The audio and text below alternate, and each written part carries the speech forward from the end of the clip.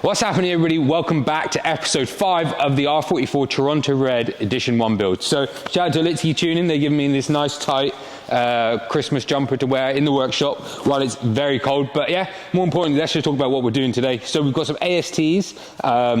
Again, we opted for the ASTs from the H&Rs, from all the Haas kits, just because we've had really good kind of ride height visuals from them in the past. This is the new revision, so I'm a little bit on the edge on how they're going to sit because I haven't fitted these. These are just updated revisions. They also fit the X-Drive. So hopefully the ride height will be perfect because I want the stance to be bang on from the springs. Yeah, that's pretty much it. We're going to put some spacers on the car.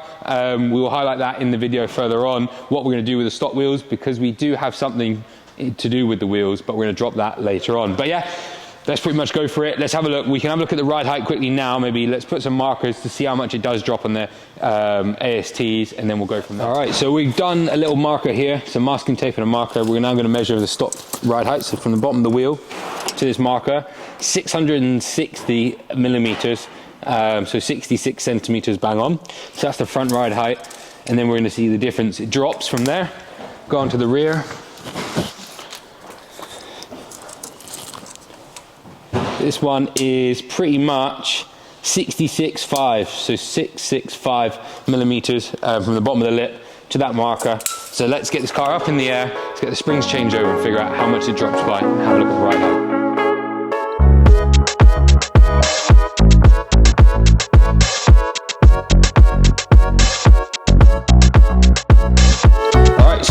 I'm taking the front wheel off. We're now taking the front suspension. This is a non-X-Drive, so there's no like a hub nut, for example.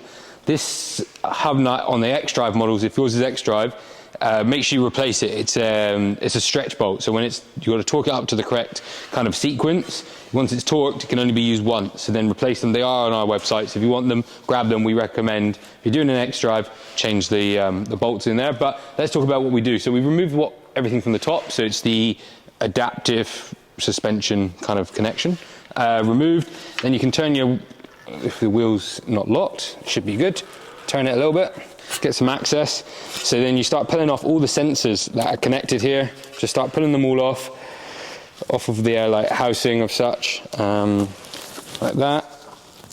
And then once you've done that, there's also the brake line. I use this, this is a trim tool that's been broken to be used to just release the rubbers. So you just pull them off. Otherwise you can tear them, which you don't want to do, obviously. That's that. So that's off now. Let's just get our tool out. Boom!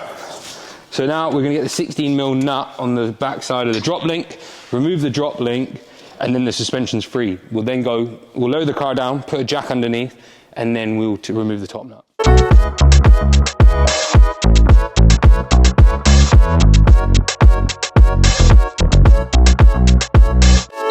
So the car is on the ramp, off the ramp, boom, on the floor. Yeah, first impressions, really happy. So obviously we knew the ASTs had a really good drop previously. These are the revised edition, and look, they look sick. So the fitment on the front, the finger test, pretty much bang on. So you've got to think this is only driven from there to here. This hasn't settled, so it's settled a little bit. The rear is pretty good. Let's just go straight into it. So what you should have done is written down what it was, but it was 660 millimeters on the front.